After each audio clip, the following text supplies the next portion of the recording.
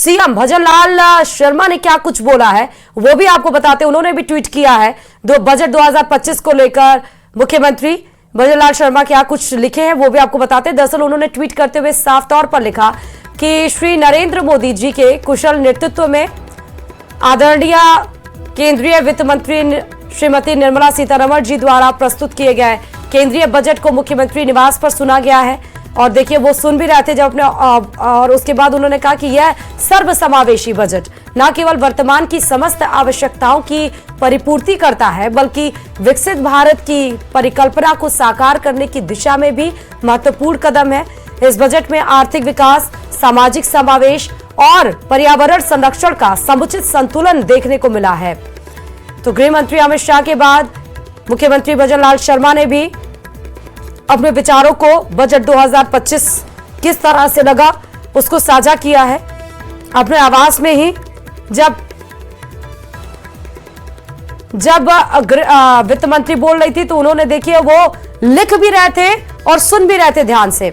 अब हम back to अपने गेस्ट के पास जाते हैं जो लगातार इस मुद्दे पर जुड़े हुए हैं बजट को लेकर, क्योंकि आज का दिन बहुत बड़ा है।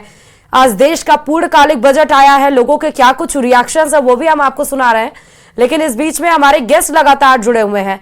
ठीक है, अब कांग्रेस की तरफ हम रुख कर लेते हैं, क्योंकि आप ये बोल रहे थे कि अगले हफ्ते लाया जाएगा नया एक टैक्स रिजीम लाने की कोशिश कर रहे हैं। वो मुझे लगता है कि राघव जी ने अच्छी तरीके से समझा दिया। अभी भी कोई दिक्कत है? राजकुमार शर्मा जी। तो देश के जो रक्षा मंत्री हैं, प्रधानमंत्री जी ने भी तारीफ कर दी, गृह मंत्री जी ने भी तारीफ कर दी और राजस्थान के मुख्यमंत्री जी ने भी तारीफ कर दी। और अभी आप ही के चैनल के अंदर ब्रेक के अंदर रक्षा मंत्री जी शायद प्रेस को संबोधित कर रहे थे बजट को लेकर के, रक्षा में क्या क्या बजट दिया गया, और वो शायद अपने अधिकारियों पे खींच कर रहे थे कि इतना लंबा चौड़ा क्या ला दिया, और शायद वो उठ के चले गए हैं। तो ये कंफ्यूजन हिंदुस्तान के प्रत्येक नागरिक में है। जैसा कि राघव चतुर्वेदी जी ने बताया कि स्लैब इस तरीके से होगा, 4 से 8 ऐसे होगा, 8 से 12 ऐसे होगा और 12 के बाद 0 होगा। तो देश का प्रत्येक नागरिक यही कह रहा है कि हम राघव चतुर्वेदी जी के पास बार बार नहीं जाएंगे, हम वित्त मंत्री जी के पास बार बार नहीं जाएंगे, सरलीकरण चाहते हैं। बहुत लोग ऐसे हैं जो अच्छा कमाते हैं लेकिन वो सीए के पास या अपने लॉयर के पास कम जाना पसंद करते हैं, अपने ऑनलाइन भरना चाहते हैं। तो सरलीकरण करने में दिक्कत क्या है? कान इधर से पकड़ो, इधर से पकड़ो, कोहनी पे गुड़ लगा दो। ये इसीलिए तो 400 बार नहीं गए थे। ये भारतीय जनता पार्टी, मैंने पहले भी कहा, झूठ बोलने की और कथनी करने में अंतर करने वाली सबसे बड़ी पार्टी है दुनिया की। अगर ये सही चलते तो पिछले 10-11 महीने में 400 बार हो जाते और राजस्थान में 25 बार हो जाते।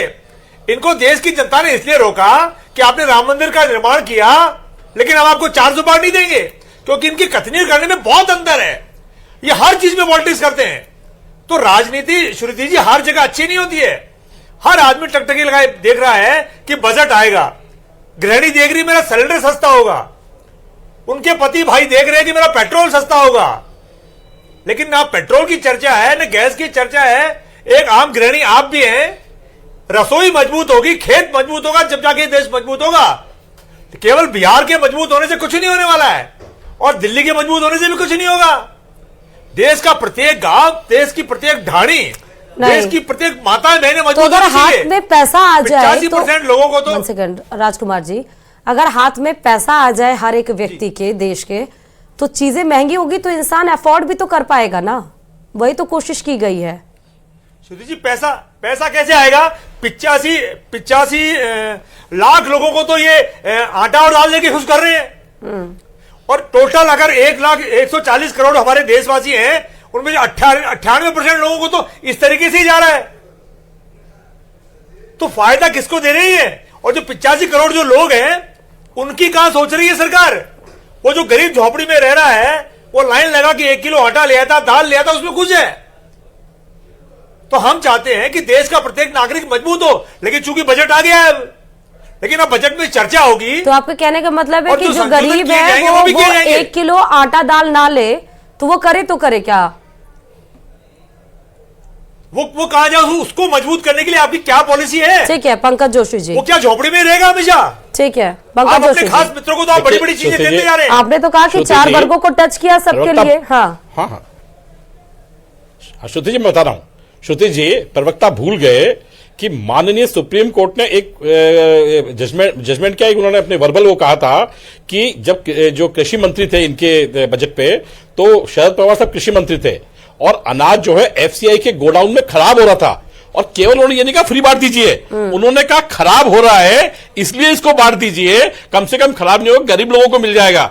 तो आपने जवाब देखा था इनकी सरकार का कैसा था, और उसके ऊपर क्या बहस हुई थी कि 2.5 रुपए में थाली मिलती है, 5 रुपए में थाली मिलती है। इनके बड़े बड़े नेताओं के ट्वीट देखेंगे आप, उनके बड़े बड़े नेताओं के जवाब देखेंगे और पार्लियामेंट में जवाब देखेंगे इनके, है ना। मतलब आज वो लोग ये पूछ रहे हैं कि आप 80 लाख लोगों को जो है अनाज क्यों दे रहे हो, उनको आप जो है दाल क्यों दे रहे हो, उनको खाने की जो है वस्तुएं क्यों उपलब्ध करा रहे हो। मुझे बताइए, क्या मिलना नहीं चाहिए उन लोगों को?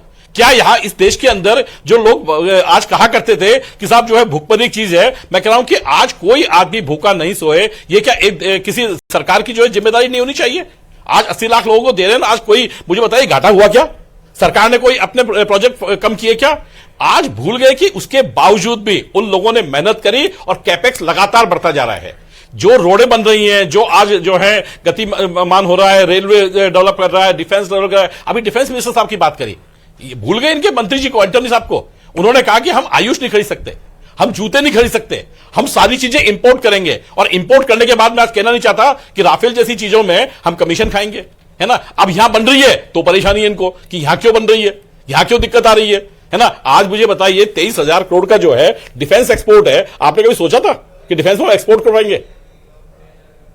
तो आज जिन चीजों के ऊपर बन रही है, आज उसका कोई देश को जो है धन्यवाद देने का इनका जो है मानस नहीं रहता, कभी भी नहीं देना, केवल और केवल जो है ये बातें करना कि कोई अच्छी चीज हुई है तो उस चीज को याद करना। आज 2 लाख रुपए आपने टैक्स रिजीम छोड़ा था कब? 2014 में। बहुत बड़ा अमाउंट था क्या? आज 12 लाख जो है टैक्स फ्री है, तब क्या दिक्कत है भाई? कितना टाइम हुआ इससे? 6 गुना आपसे जो है ज्यादा हो गया। लेकिन पंकज जी, मैं आपको रोकना चाहूंगी सीधे